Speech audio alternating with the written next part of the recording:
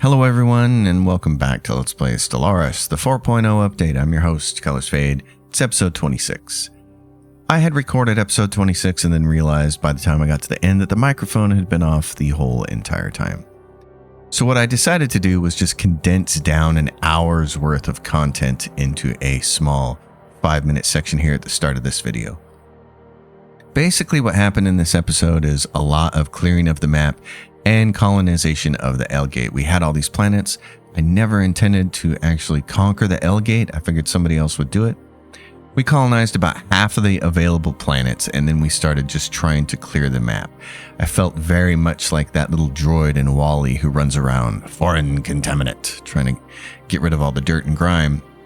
And that's what we were doing. So we sent the Federation fleet off to take on the smaller entities, and then we reconfigured our ships to take on the psionic entity. It has really strong shields, but it has really low hull points. So corvettes and battleships with disruptors turned out to be really effective against it. This is just the Federation fleet taking on some of the smaller stuff, and that's what they spent the whole episode doing. It was running around the map, taking on the smaller things. We also used a little bit of gene splicing to get rid of negative traits from some of our species, and then we started finally working on positive traits for our species, mostly focusing on habitability. When we had the Federation fleet clearing stuff up, we sent our science ships around to do research on as much of the debris as possible, and then we took this guy on, the psionic entity. Massive shields, no armor, very little hull. Our ships completely decimated it. Then we came in and we took the dimensional horror on. Punk that it is. It has quite a bit of shields, quite a bit of armor, but it also has kind of the same problem. It has very little health, very little hull hit points, so you can see how our disruptors just cut right through it. So that guy went away. It also starts another quest chain here. And I like this one. We decided to study because it says it would give us more unity for the end of this thing. So it starts an event chain, and we wanted to get the maximum amount of unity out of that. And then there was also the Yankee matriarch that was on there. So we sent one of our fleets to go take care of it. And as a result, you get this, you think it's dead, but from the belly of the beast, a ship pops out of it, and it has this unique leader, Reth Undol. So we immediately grabbed him. He's a commander. He comes with his own ship, and I still haven't figured out yet if I can build a fleet around that or not, but we decided to accept him into our empire. And then there was just a little bit more cleaning of the galaxy, and that's it. And that leads us up to the present moment.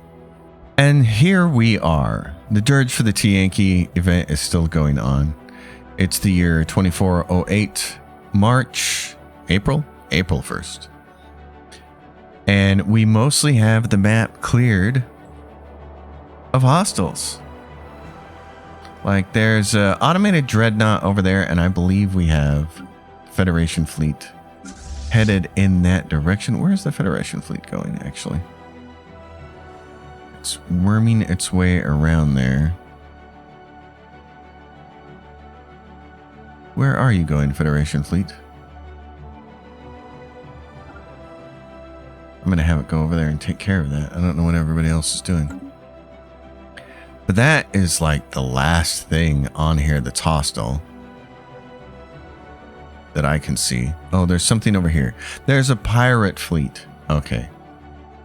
We have the 14th fleet over here. At the 4th fleet, I mean, not the 14th.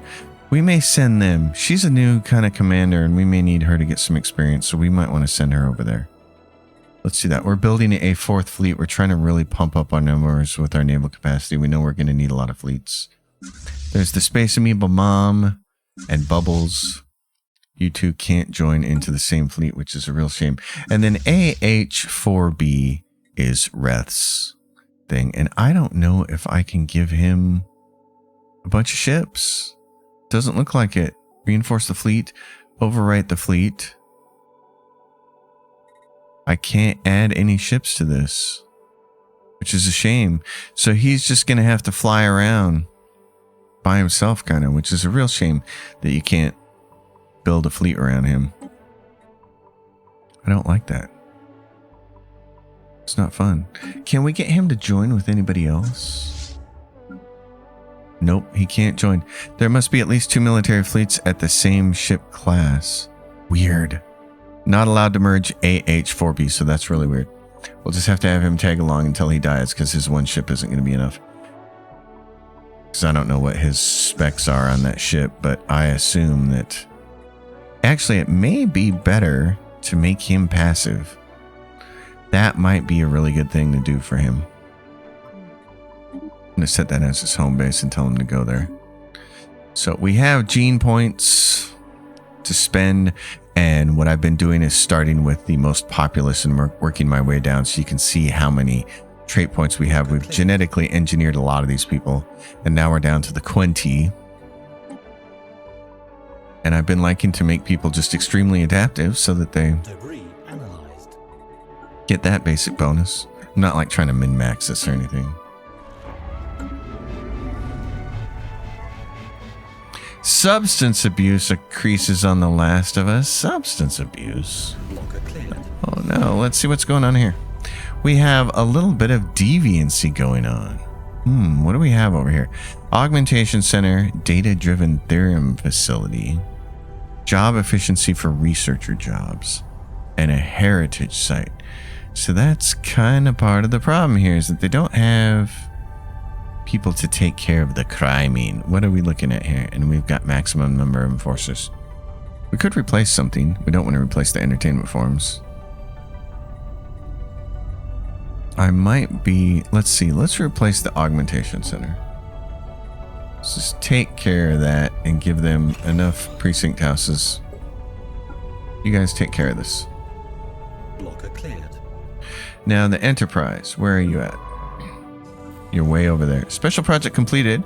Our study of the energy anomalies produced by the Mintaka dimensional rifts has finally yielded results. The energies involved in the creation of these portals are unlikely anything we've ever encountered. Most intriguing of all, our scientists theorize that it may be possible to devise a new method of interstellar travel using these exotic energies. So the jump drive, which we love. I'm a big fan of the jump drive and the dirge of the T-Yankee matriarch. A bright day greeted the packed crowds on Elandria. The procession carrying our proof of the destruction of the T-Yankee matriarch traveled through the planet's cities. So after finishing the world tour, the matriarch's flagella was placed in a specialized display at the center of the capital to inspire generations to come. We get month organic pop growth +1, stability -5, a bunch of unity. Blocker cleared. And that's done. Now we can go down here and say, who else needs to be augmented? The Kenjodan. Let's create a template for you guys. Inorganic breath. This is fun. They get exotic gases, but their pop upkeep goes up. So we can make them extremely adaptive. And then, let's see, conservationists. That seems fine.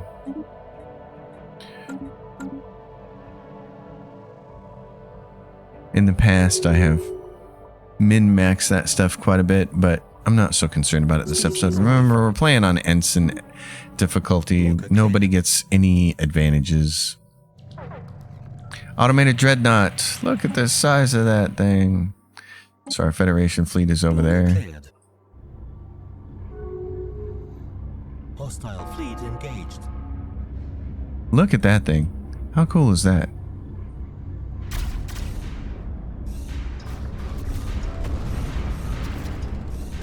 Oh, my disruptors are cutting right through you.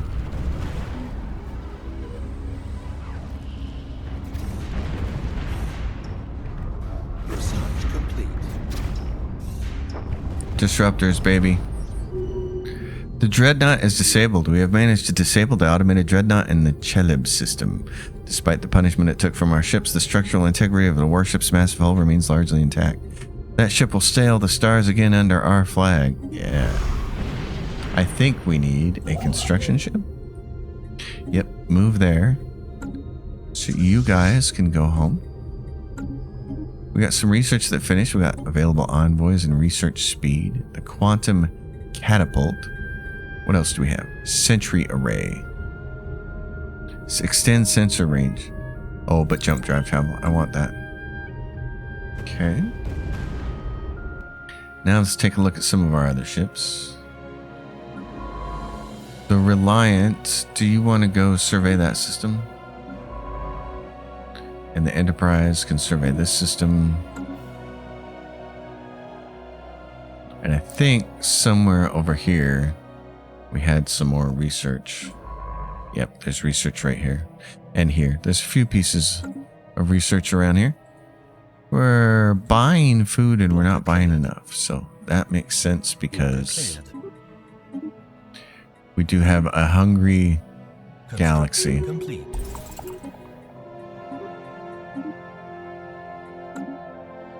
And the reason for that is because we colonized a bunch of planets in the Grey Tempest area. Research complete. So way up here, you know what? I'm going to pause for a second and fix one thing. We're getting a little bit of lag in the video, and that's because I had DaVinci Resolve open, and that is not something you should have open when you're playing a game. Starbase upgrade. Oh, the Giga Chad. Let's get that. So a lot of these planets are finally being colonized. We got all these planets here. We haven't colonized these guys. So let's start colonizing them. Get them up to speed. It's a terraform. What is it? Continental world. We'll colonize it with our people. It has mostly generator worlds. We'll call this Ether 2. There is a mod that will automatically do that for you. Leave it as the proper name, which we like, but I don't have any mods installed at all right now. Same thing here. Generator world. And I'm actually surprised that Paradox hasn't just patched it into the game. Power surge. The Dreadnought's reactor was a very well-behaved cargo until it arrived at The Last of Us, where it was placed in a warehouse awaiting its big day. It was there the troubles began. While no one was looking, the reactor restarted itself.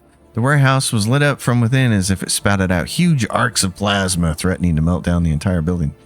Quick actions of our scientists were just sufficient to save it in the nick of time, with the upshot that we now have an active reactor to do with as we please.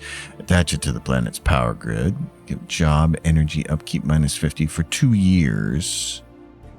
Incorporate it into the performance. 50% chance this will increase the amount of unity the opportunity will produce. Unfortunate immobilization of the automated dreadnought opportunity situation advances by 20. 50% chance of the unfortunate situation recedes by 30%. Find the off switch. No. We'll grab this. A number of individuals belonging to the pre-sapient native population of Gagawa Social Club somehow got into a secure compound. Oh, unfortunate. How unfortunate. So those 2 planets are going to be colonized. Gateway reactivation. Our scientists successfully restored power to the ancient gateway and the Aruz system. Oh, really? Alright, so we have a gateway there. Well, you know what that means. We gotta start building that. Oh, and we have max trade, so whenever we have max trade, let's buy some of that. Let's go look at our star bases. Ruined Dyson Sphere. This is what we wanted to get started. Let's get that started. That uses up our alloys there. Hostile fleets present. These are pirates. The rest of the galaxy can't take care of them, but we can. Because we're awesome like that. Come on, guys. Is this the Federation fleet? No, this is a different fleet. Prime boss arrested on Galarum Prime. Okay, hold on. Keep that there. I want to finish off these pirates.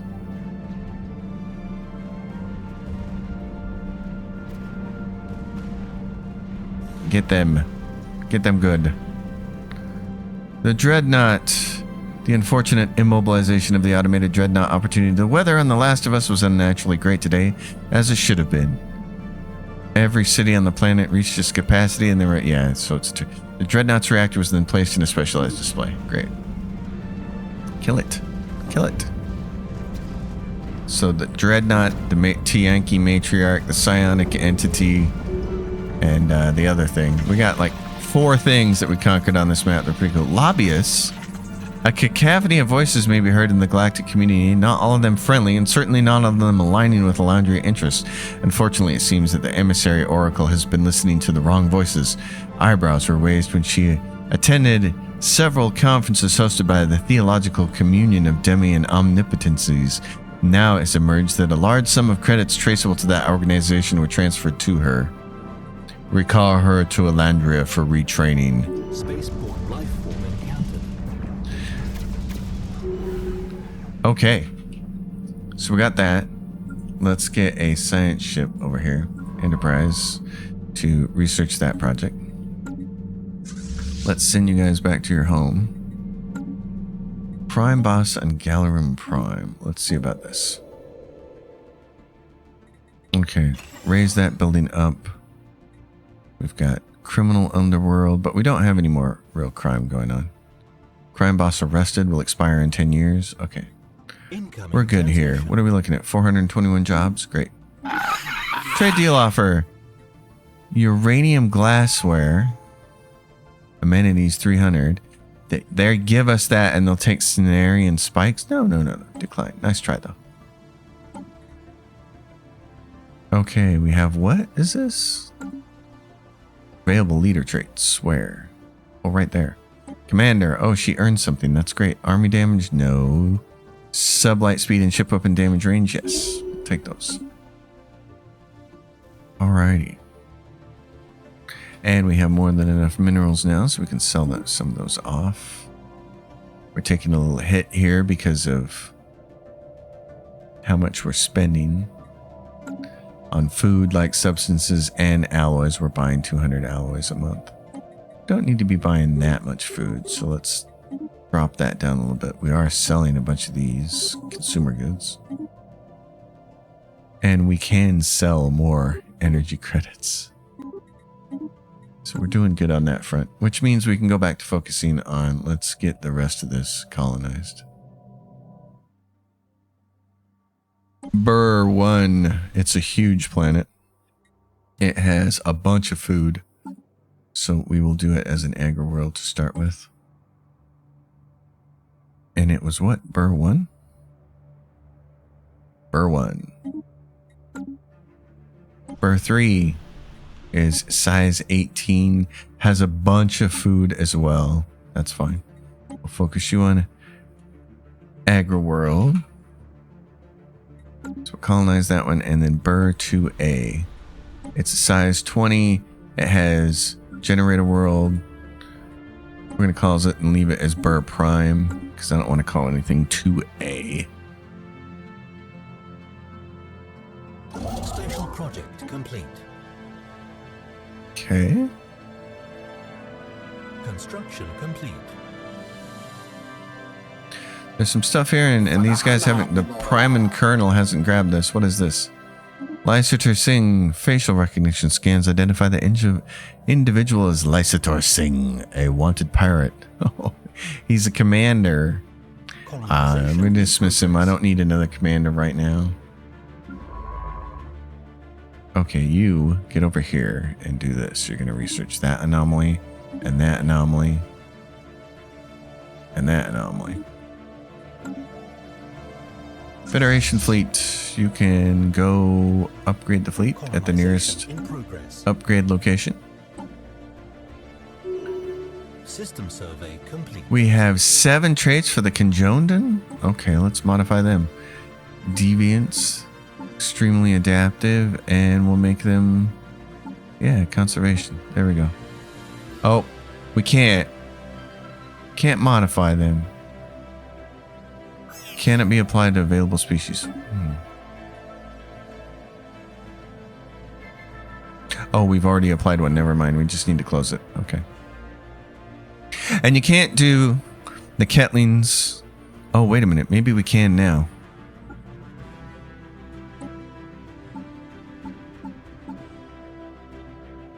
Got 7 trait points left. Venerable leader lifespan 8 years. 80 years. What if we did that? Inorganic breath? Template can be applied to any of the current species. And that's because there's a bunch of them. The trans rackets are on a tomb world. And so these guys right here, we can't apply it to them. Dreadnought repaired. Yay. Project complete. We might be able to apply this template to trans rackets. No, we can't. So you can't because we don't have the option to make it Tomb World preference, and it would change them to Savannah. So that's why we can't do them. So we basically got everybody handled except for the rackets. Everybody else is good to go. Got some society research here. Fleet command limit. Bigger fleets is better. So the Dreadnought. Well, let's get it back up here to the home base then. Get that going. Let's take a look at all of our bases here. So where do I have all my shipyards? I think they're down here at the bottom of the first panel. Yep. So let's go through some of these guys. This is a shipyard.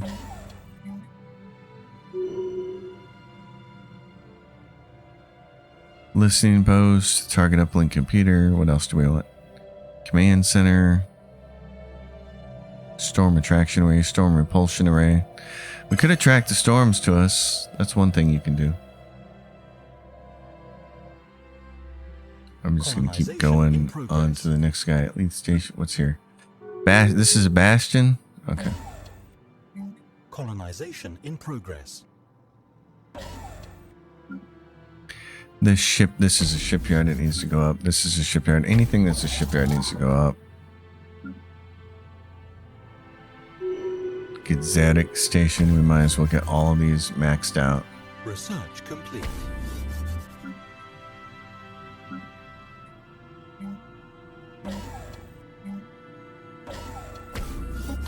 Get them all maxed out. Oh yeah, we got jump drives now. Okay. Elite cloaking field generator. Let's go to our ships and immediately make use of this. We're using the penetrators right now. It's got the jump drive on it. Oh, it just automatically upgrades it now. Oh, that's awesome. Oh, fantastic. Okay. That's cool. This frigate though, no, we don't use the frigate. The penetrator right here, it's got the jump drive on it. That's great. It's absolutely great. Cruisers. Awesome. Okay. We're good to go. In that case. Colony established. Colonies are established in the Rontoran Kingdom. No longer sees a reason to keep us out of their borders. Because everybody's pretty much friendly with us, except for some of these pre-faster-than-life species, so let's go here, take care of Ether. So we don't have anybody over here to lead this. Where would be the best planet? 1, 2, anywhere from terminal egress. 1, 2, 3, yeah. So if we went down here, I don't think... Oh, these are nanite worlds. They have to be terraformed. Okay. So what we'll do is this planet here.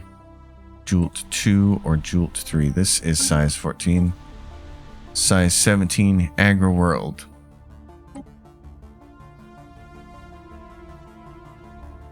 And we will give them a Minister of State. You can govern from here. What's your government like?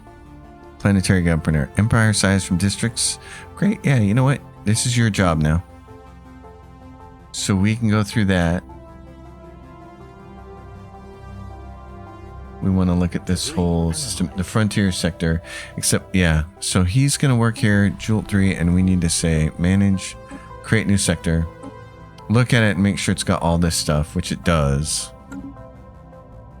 So now we can just say there's the Juft system. We can just go through all these guys. Let's go Schneek Market first. Upgrade them. Now let's go through here.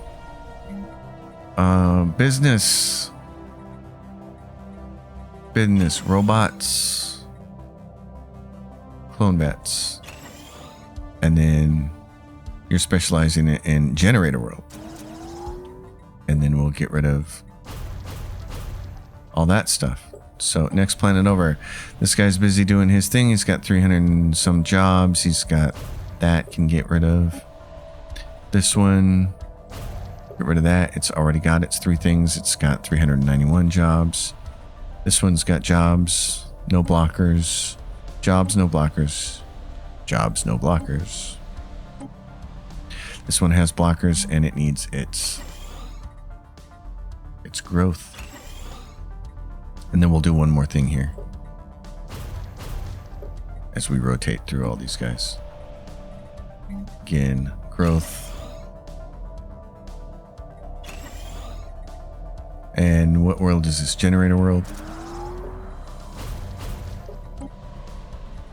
Right here, same thing. It's almost when you wish you just had a template. You could just say, this is how I want my planets to start.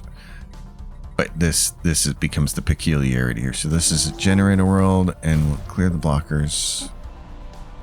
And this one is being colonized. Now we can go back up here to these guys that already have this, and we can say, give me a stronghold. We want it on every planet because we want as much room as possible for fleets.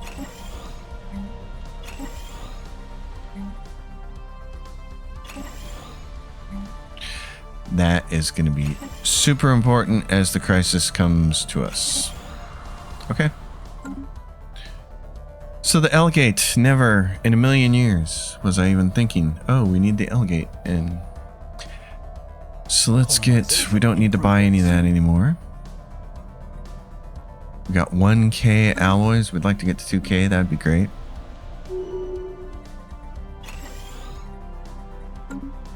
And we want to go back down here and terraform these other planets. So, terraform. That one's being terraformed.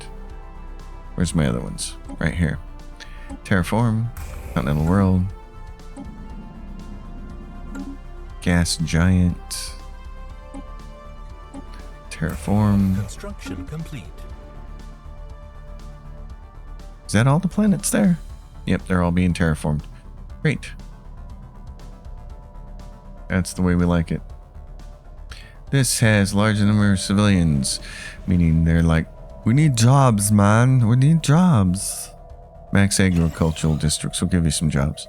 Let's give you some more of this. Brilliant. More of this. Excellent. And then I really like that they gave us a tab now for our megastructures, because it used to be down here in the bottom left and it sucked. The imitator, the pod discovered in the Tedasco, has been left in the mercy of the storm. Even though the data signature it uses looks to be one of the R's, the pod is definitely alien. Bring the pod on board. That sounds bad, but you know, space war being what it is. The galaxy is clean. There's some storms, but the imitator. We brought the escape pod aboard our ship, and the ruse ended as soon as the capsule sealed opened, after which the alien within immediately launched into a desperate plea. During a routine inspection of the escape pods on the mothership, she was trapped inside and ejected into space. Sadly, no one aboard their vessel noticed she was missing. Stranded for months, she used what little tech she could find aboard the pod to mimic the energy signals of passing ships as a type of lure. However, even this failed to attract help. Worst of all, the cosmic storm took hold of the pod, dragging it light years from its home system. Driven to extremes by loneliness and fear, she concocted a plan to pose as a missing crew member of any ship that happened by. The pod dweller apologized for the deception, but is glad to be alive. Okay. Such resourcefulness could be useful. I'm so glad to be here. Scientist Franz joins our empire. Great. Excellent. There's an arc furnace that we can upgrade. Monthly upkeep. Utilizing the raw power of the molten planet, the arc furnace unlocks otherwise inaccessible minerals. Do it. Upgrade that one. And there's a ruined mega art installation here. We'll do that because we're making alloys and we like that. Colony established. Come here, colony. We got just the thing for you. It's called clone rats and robots. And then we'll give you a stronghold, and your basics is you're in agro world, so we'll build a couple of these, and then we'll say get rid of all your blockers. You guys are good. Asteroid. The comet is revealed to be a giant nest filled with tiny insects. The tail of the comet is not outgassed ice, but rather exhaust from chemical processes occurring deep inside the hive. The outer layer of the nest is composed of dead individuals, protecting the living inside the harsh conditions of space. We've also picked up several types of fungi living in and around the nest. There is a complex symbiosis at work here, with the fungi living off the exhaust gases and the insects feeding off the fungi. Harvest the nest. Look, but don't touch. We'll take the society research. That's fine. Okay. Colony established. And there's one of our other colonies. Look at this. Give me the clone vats, my friend. You are an egger world. We've got some blockers. And then we'll give you a stronghold. Negative trait for someone, and then the Janus Velet reports lingering atmospheric disturbances. Okay. Well, there we are. It's the galaxy as it stands. Very nice. Everybody's peaceful. We love that. So what's going on in the Galactic Senate here? Nothing on the Senate floor, but it's recessed until now. Tiyanki pest control. Yeah, I mean, any empire with Tiyanki, sure, we'll support that because we killed the queen. Repeal minor military sanctions, will oppose that. Repeal minor research sanctions, will oppose. We want everybody to be on their best behavior. Repeal buzzword standardization. What does this do? Details. We got quite a bit of diplomatic power, man. I like it. We're going to leave that there. What we can do, if we wanted to, is do some espionage. We don't even have a spy network for you guys. Let's get that going. So who's got the most diplomatic weight? You guys. Do we have an asset for you? We do. Why don't we extort a favor? And then we can go to the next highest one. You guys, do you have an asset? You don't. You don't have anything. What are you doing? Relative encryption. Get your butts working. You guys, you do have an asset that you can extort favors with.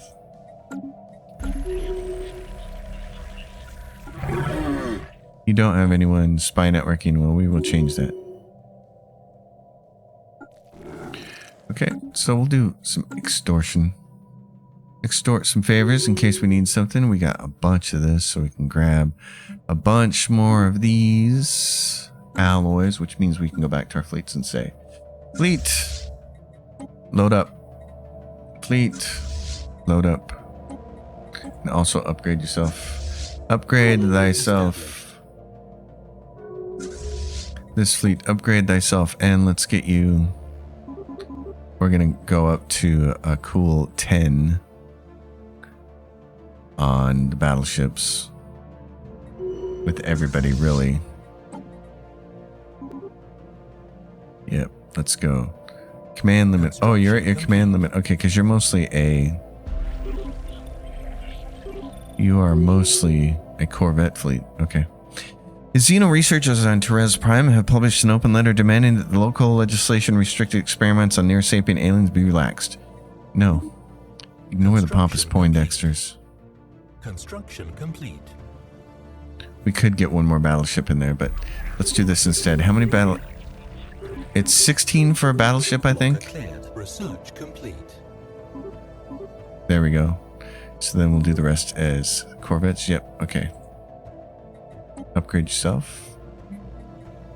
You guys, we would like to get more battleships. Yep, 10 for everybody. That seems like a really good number to me.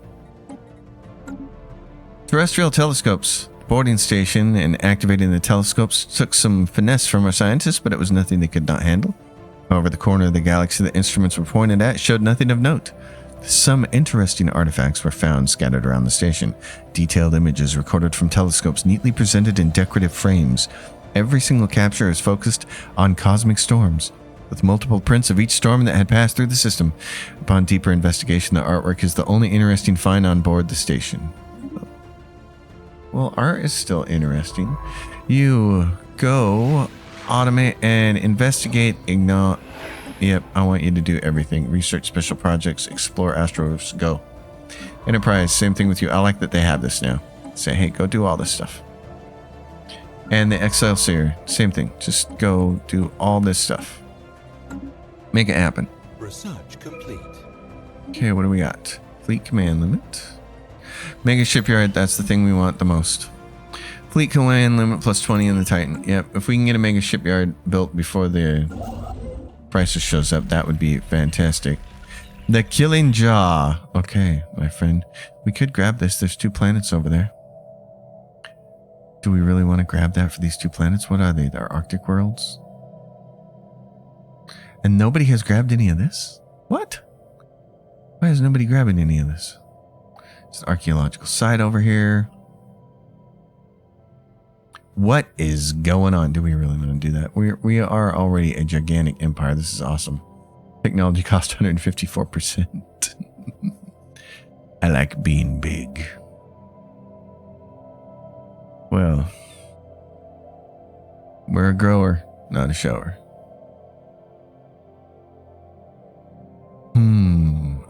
I'm tempted to do that just because I'm greedy like that. I see real estate and I want it. You know what, buddy? You're here. Build the outpost. Do it. Build it. Bubbles, Space Amoeba, Dreadnought, A4B, Extortion successful. Yay. That's funny. We're going to have these 2 planets over here. Let's go look at the L gate. We have, what, a bunch of planets over here that got done. Yeah, okay. They got terraformed. Let's colonize them. Elandria Claris, and this is definitely an agri world. These all have funny names, so we just leave them. Size 20, it is an agri world. At least that's what it's going to start out as. This is size 18, it has agri world, tons of food on it. Okay. That gives us all the L gate planets. That's a lot of planets. I mean, that just boosts your empire hugely. And we are also taking a huge hit on the amount of stuff that's going on here. Let's sell a little bit more then. And we're selling. We can sell a little bit more of this. That'll have to come down in a little bit. Extortion successful. I'd like to get some of those. So what do we have going on here? Oh, we need to select a leader to be incoming transmission. Minister of State. You are a criminal. You're corrupt. That's bad. Okay, this is all happening. That's going to pass. We have so much diplomatic weight now. We can make whatever happen that we want. We'll take research agreements. We have 5.7k. We'll wait for that to come up a little bit, and then we'll add some more ships. The Killing Jaw. Where are you? You're over there. You grabbed this. Good job. Okay, build mining stations. In that case, we got Chelub 2 and Chelub 3. Glimpse of the Abyss. What was only rumors before has now been confirmed. The horrific inverse mass on Emma has been tearing holes in our very reality, opening rifts into another world. The phenomena has breached the containment procedures and now seems to be expanding into Emma's capital. Any contact with the dimension, even inadvertently through the lens of observational devices, causes intense distress on the observing team member. Our scientists are worried that this can spread even further, but also promise that with just a bit more time, they can unlock the secrets of another dimension. Just a teensy tippy-tappy more. If you never watched Megamind, I feel sorry for you. You should go do it immediately. Rectify that. Okay, the discoveries are worth the risk. Yes, they are. All right, we're going to colonize this planet. What's its modifier?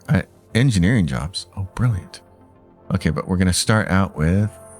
Oh, it's got a ton of generator districts. We're going to call this one its proper name, Chelub 2. And Chelub 3 is also physics jobs. Great. We know exactly what we're going to do with these things. It's an Arctic world. We will colonize it with trans rackets. You know what? Let's terraform it into a continental world first. Continental worlds for all my peoples. All of them. And let's go grab one of these ships here.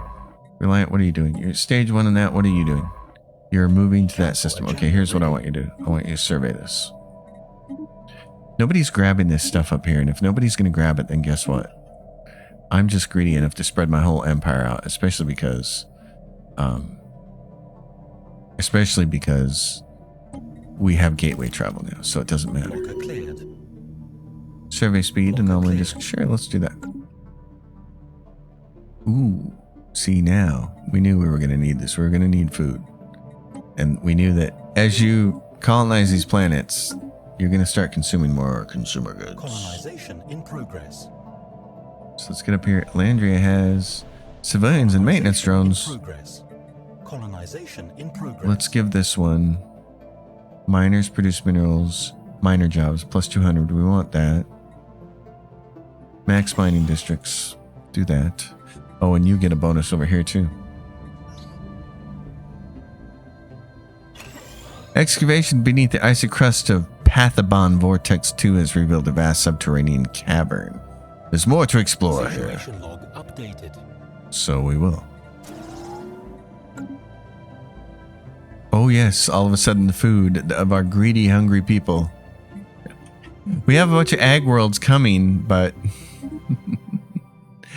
it's gonna be, yeah, this all of a sudden with all of these worlds. That's so hilarious. I love it. I love the dynamics of that. You can start to anticipate it after a while.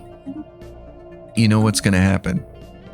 You're like, we're going to colonize a bunch of planets, so all of a sudden we're going to have a big need for food until those people turn into farmers and start producing food, and we're going to have a big need for consumer goods because our population is going to jump up. So it's fun. Good times. Fleets. Upgrade. Fleet. Upgrade. 4th fleet. You need to upgrade.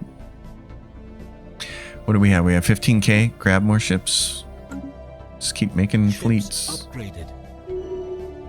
Astral Rift pending. Abandoned facility.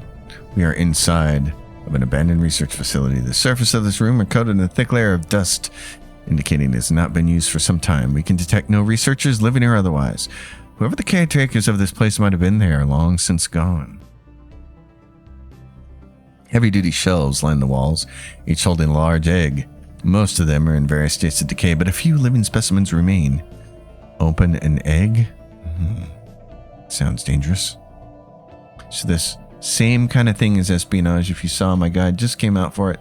You're going to get clues which are going to work as insight, skill bonus for your scientist skill, and a difficulty modifier for whatever you're doing. I love it. And now that I understand how this works, I like this a lot. Upgraded. That's going to take a while for that stage. This is great. Ships upgraded. All right, so let's go give you... Yeah, we got to wait. We're way back on alloys. We need to go through our planets. And what we're looking for is planets that have this. This is going to cost moats to go up. And our moats are right at 66. So we want this to go up in places where we have jobs because we want more alloys. We just need a lot more of them. So we're going to do this to create a lot more alloy jobs. This place needs more research jobs or food jobs. Construction complete. So we'll create both kinds of jobs there. Research jobs and food jobs here. Let's do that. They don't have a lot of jobs here, so they're going to need more research jobs. Oh, and more of these. We got some jobs available. Some jobs available. Lots of jobs available. No jobs available, so we'll boost these. Because we want to get as many of those. And this has got physics research specialties. System survey complete. Field Dynamics Center, research labs. Let's just build some stuff, shall we? This place is going to run out of jobs soon. It's got 34. So we can build more of that. Splitting the atom on Cursa. Okay. Research complete. They're going to join up in that. Physics research, I kind of underestimated this early in the game, but now that I remember how the game works, you do get repeatable research for plus 5% to your like energy weapon damage and kinetic damage. Kinetic damage I think might fall under engineering, but you're going to want this. So we're definitely going to want physics and engineering research big time. because we're going to want those repeatable +5s for dealing with the crisis. Quantum catapult, advanced storm attractions center. That's something I want to figure out someday. And I think here's my logic on this. I think if you're playing a quote unquote tall empire, I call it small. That's what it is. If you're playing a small empire, and let's say you're either trying to do like a one system challenge, or you're only going to, or if you're doing the smart thing and just trying to keep under the penalty. That to me is like the coolest challenge. It's just trying to stay under the empire size effect penalty. If you're doing that challenge, I think having all the storm attraction stuff and then all the technology that negates it for you could allow you to turtle up even better. Because then you're talking about being able to attract storms to your little corner of the galaxy at all times, having storms there. It's going to provide penalties to all your enemies, and it's not going to provide penalties to you because you're going to put the buildings up to protect yourself from it and your ships from it. So you're going to be able to fight defensively really well with your choke points and your outposts, or not outposts, but your star bases that are, pumped full of defense platforms and stuff. And I think you could turtle up and do really well. And I think if you combine the storm attraction stuff technology with espionage and the Galactic Senate and just try to manipulate other empires to be friends or to have certain people be enemies with each other or whatever, that could be a really interesting playthrough. And that may have to be my next one, because that just sounds kind of fun. Jobs. These people don't have a lot of jobs. And what are they? This is mining world. Okay, build this. What do we have over here? Mineral purification plants. Okay. See, because there's the storm relief center. Negative effects from cosmic storm that affect planet production reduced by 25%. And I think you can come up with some even better buildings to help out with that. So this is good. We're going to give this guy some extra jobs here. This planet, mixed industry and heavy industry. So it's got mixed. So let's add some civilian industries on there. It's got basic mines. These guys are going to need jobs and we need food. So let's specialize in food. Research. More research. Mineral. How many crystals do we have? Crystals are the one thing we're kind of short on. It's got 101 people. We're going to specialize in heavy industry here. These guys don't have... Oh, this is our habitat. That's right. They need the physics research, baby. Field Dynamics Center.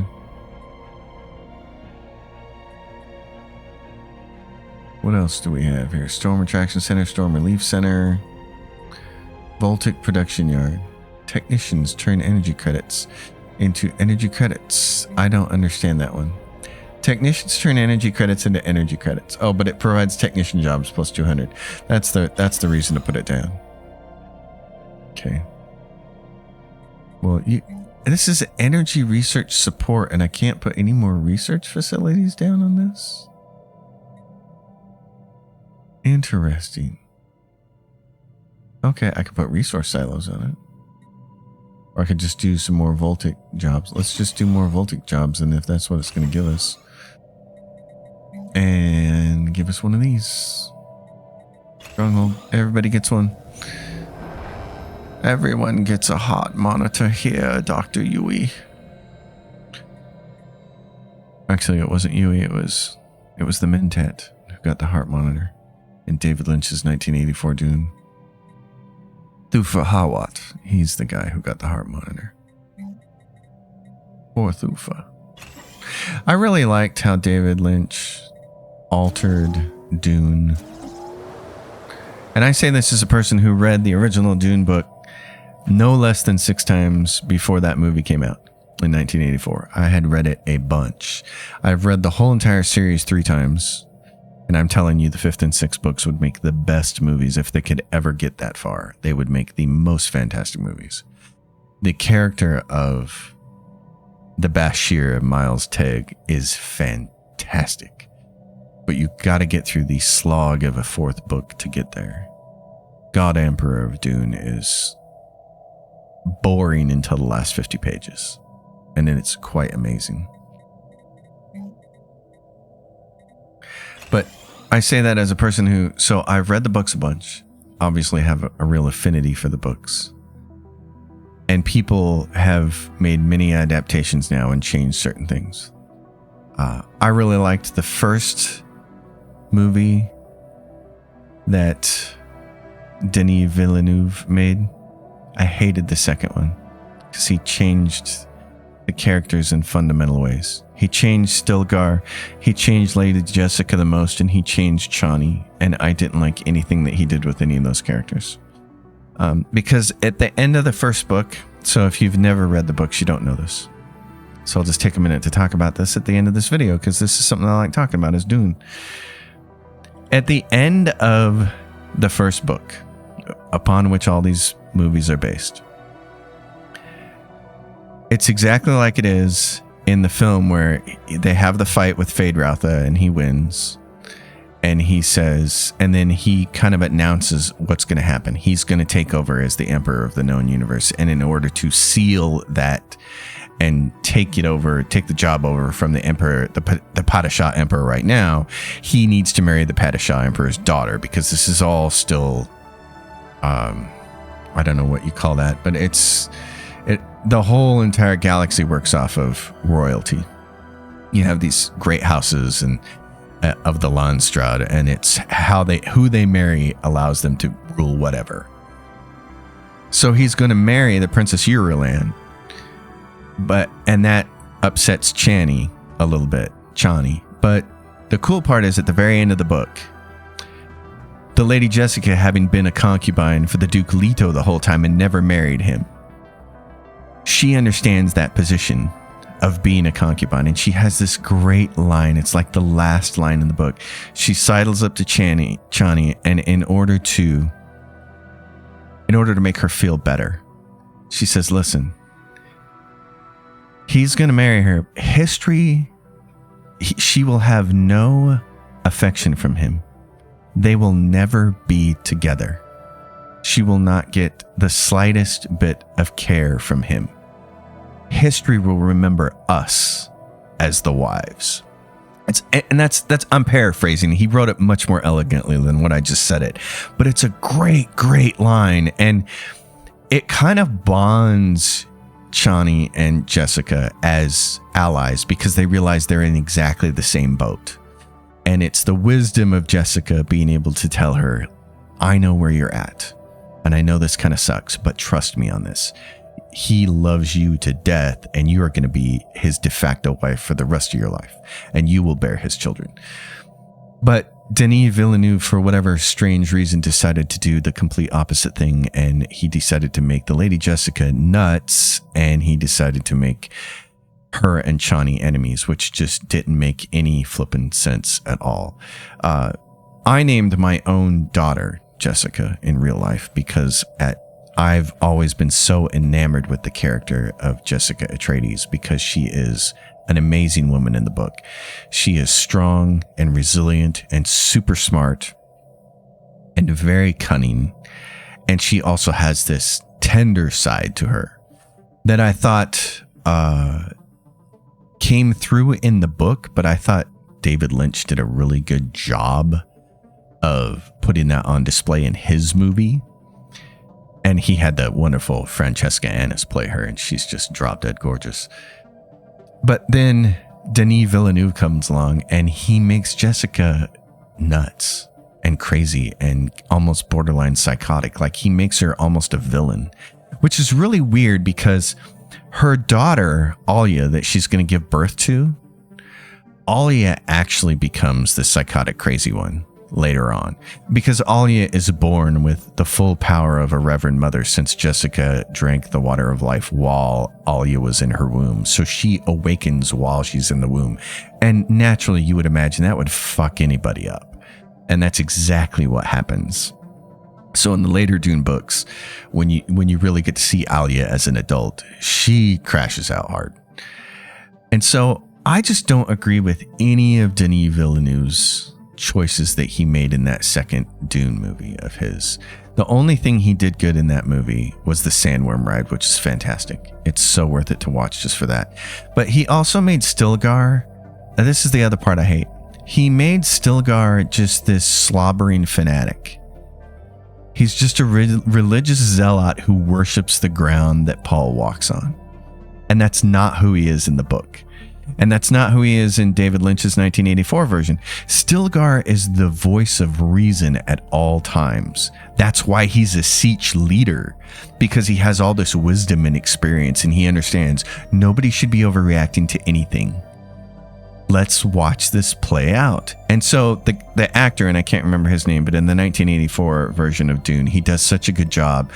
And at these various points in time when Paul does something that matches up with the Bene Gesserit prophecy that they have planted on that planet, and I'll talk about that in a minute too, because that's the coolest use of prophecy ever.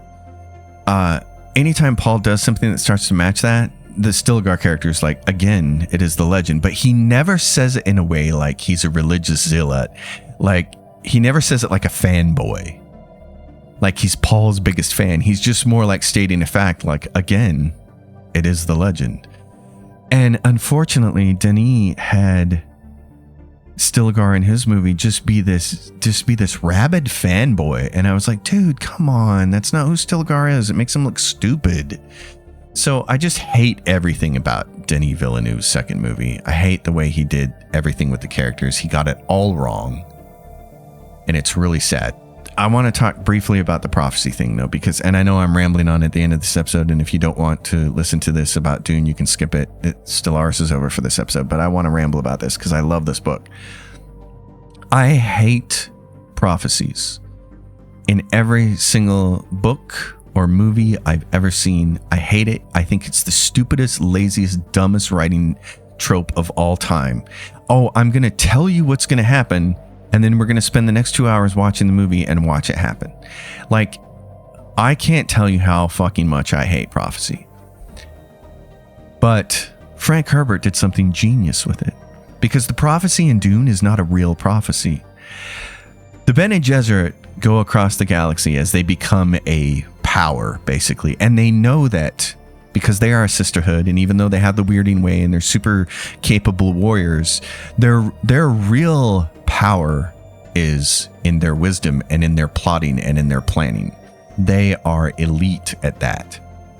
And what they knew is that there might be a time where they land on a planet where they end up isolated in a situation where they're outnumbered and outgunned, and they need some way to get the people on their side. So what they did is they invented a prophecy, knowing that they're chasing the Kwisatz Haderach. That's what they're trying to genetically create. They're trying to manipulate bloodlines until they create this person. So they figure someday it'll be true. And so they make up this prophecy of all the different things on each of these individual planets. Like on Dune, they know about the sandworms, and they've done all this research, and they know this stuff, and they're like, well, the Kwisatz Haderach will be able to ride a sandworm as if he'd been doing it his whole life. And they make this up, and they plant that seed among the Fremen people. It's all just projection for something that they think is going to happen. It's not a real prophecy. They don't have anybody who can actually see into the future. They just are guessing. Logically, they're guessing. And so that's what happens. And there's a small little reference to it in Denis' movie, which is I actually really like, because David Lynch didn't really touch on it too much, that this prophecy exists kind of like a get out of jail card for you. So if you find yourself in a bad situation on Arrakis or any other planet, they all have to know all the local prophecies. All of them. If they're going to travel somewhere, that's part of their training. They're like, we're going to send you to this planet, and here is the prophecy we planted on this planet in case you need it. So it's like a genius thing that he did. It's not a real prophecy. Nobody saw into the future. That's the Kwisatz Haderach's job, is to see into the future. They're hoping to get him, and they're hoping to control him. But they're guessing logically. And it's just so cool, because then when Paul starts to do these things, they're like, oh, shit. The Fremen start to see it as him being the prophet, which is just genius. It's so good. Anyway, I rambled on far too long. This is now over an hour episode, but it's been fun. And if you don't mind me rambling about Dune. I'll just do that from time to time. Stellaris, it's over for this episode. It's been wonderful. We're in the year 241601, so it's... Oh, we need one more day. There we go. February 1st, and we got a colony established. We'll take care of that on the next episode. Everyone, you know the drill. Like the video, subscribe to the channel, leave your questions and comments down below. I'll see you next time, and until then, happy gaming, everyone.